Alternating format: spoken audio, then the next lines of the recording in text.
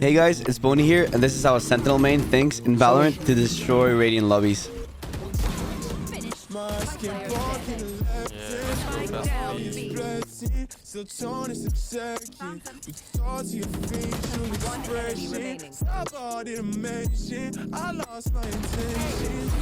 Now, here we decide to hard push B main. Since they don't really have a real Sentinel, they only have a chamber. Now, unfortunately, our race gets taken out immediately by Skye, but I quickly managed to trade her. Now, notice how I don't jiggle here, and that is because I know Skye's crosshair placement is extremely close to the edge of the wall.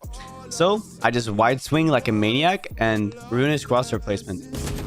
Now, a 3v4, the enemies likely have at least 2 more players near B, so we have to try to overpower them before the reinforcements arrive.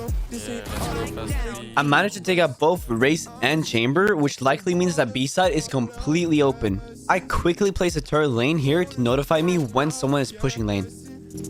Now, just to be safe, I quickly check backside before planting. Then, I throw a molly stairs so I can plant safely, so they can't really push me from stairs. So I only have to focus on lane. Now, the reason I placed the alarm bot here is so the enemies will have to look down, which ruins their crosshair placement, which is what I peek off of. The enemies are likely splitting, so one's going stairs and one's going lane. So if I can just isolate the guy lane, that gives me a higher chance of winning the overall fight. Here, I get caught off guard by the Omen, and what I do, I step to the side to throw off his crosshair placement and kill him. Nice, Killjoy. Good fucking job. I needed that clip for YouTube. Here's another clip of Killjoy, this time on the fence. The attackers have been going mid to A a lot, so here you see me put my setup more towards catwalk to do a lot of damage if they push. I put my nanobots in all of tree, basically forcing them to come over the gen, which is where I stand with a vandal. So basically, the way the setup works is that when the turret shoots someone, I immediately activate the mollies, and now this basically makes all of tree not possible to walk in, and that means they're forced over to my alarm bot. And here they have 2 choices, either shoot me or the alarm bot first, and so I just shoot them back.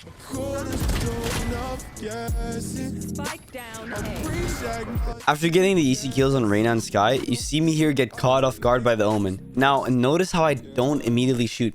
I strafe to the left to force him to miss and get an easy headshot. If you ever get caught off guard, always move up until you have your crosshair on their head. That way, they will miss, but you won't. They'll just be standing aimlessly and you'll get an easy headshot. Now, in a 2v2, I notice my Sova is pushing up heaven to hold tree for me. This means that they're completely pinned. So I hold my position behind dice to see if they will push me. Now, since they didn't push me, I'm 99% certain they're going B. So I decide to fall back. Sova gets taken out heaven, and I have a feeling Chamber will get greedy and re-peek it. And what do you know? He does exactly that. So I take him out with a clean little headshot. Now, left in a 1v1 situation, I know Killjoy has to be either close to chamber to trade him or close to planting on site. And since he planted site, he's probably close B side somewhere, holding a ratty angle.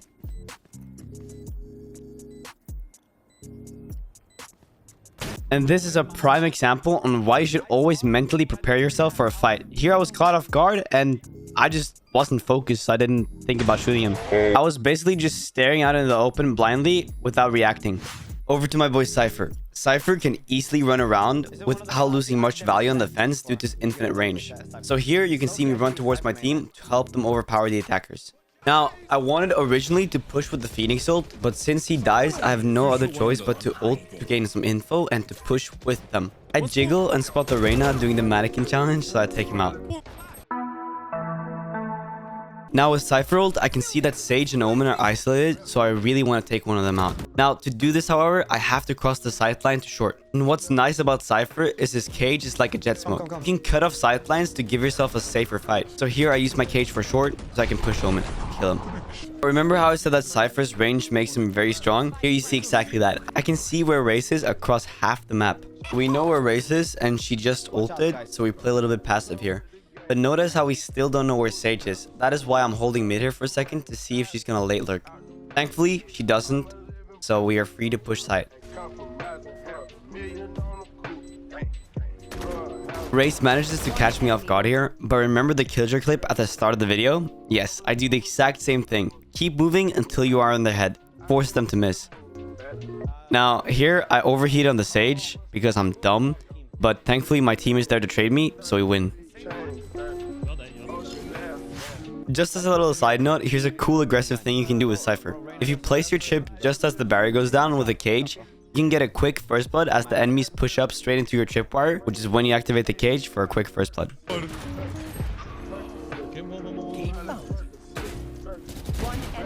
Ever since Breeze came back, there has been one character that dominates that map, and that is Chamber. Reason being the headhunter and the opping capabilities. Here, you see me pop my ult to go absolutely nuts. We knife B side. If it gets Cipher, then we're just gonna rush it. Here, you see me tell my KO to knife B side, and if it hits Cipher, then we're just gonna full rush. The reasoning behind this being that they won't have good enough defenses to stop us all, as usually there's 3 players towards A on Breeze. And what do you know? We managed to tag Cipher, so we just rush in. Now, their Chamber also popped his ult, and we saw his trip earlier into the round. This means that he's likely somewhere close B, so I just hold common angles and wait for him to peek into me. Now, after we acquire sight, I can then just hold the choke points with my ultimate for some very free kills. Come on.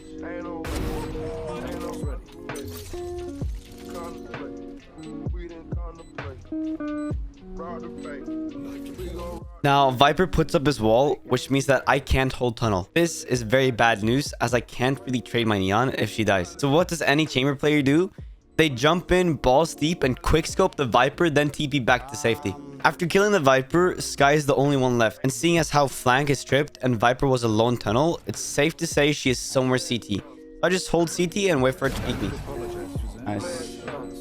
Here's a clip on how one mistake can cost you the whole round or even the whole game. We're currently playing a 2v3 retake and the score is 12-10. And they have a Viper. And what do Viper mains do on Breeze? They use lineups. This likely means that they will try to stall for as much time as possible with the lineups. And when they use lineups, we have to go aggressive in order to actually win the round. Now, a 2v2, the enemies are likely in cave due to Viper's lineups. So I place my TP back pyramid and play off my KO. Now, this is the mistake I'm talking about. Do you see it? One Viper molly miss is enough to ruin the entire round, as now I can half the defuse and hold for Viper's push to win us the round. Do we have it? Do we have it, boys? GG. Now, what other way to end the video than with my main Deadlock? Here we're playing Sunset, and I honestly think Sunset is a pretty bad Deadlock map, but fuck it, we ball. I placed my wall main here so I can focus on helping my team mid with their fights, as the enemy team have always tried to get mid control. Now, as I walk over to mid for market, I mainly focus on this part of the new map, as attackers love to take this space. Here I spot Omen and take him out with one quick burst. Easy. After taking out Omen, I then reposition back to B for a little less aggressive angle, so my util can stay useful for longer. As a Sentinel on defense, it's very important to stay alive, as your util holds a lot of value. Now, after absolutely demolishing these two, I use my ult on Cipher, as he is pinned from both mid and me, so he can't really move. Then, I just wait for Phoenix and get my ace. Thank you for my ace, guys. Thank you, thank you, thank you. Now, as I always say, you guys make my day with all the comments you guys give me, so thank you again. If you liked the video, please subscribe. Anyways,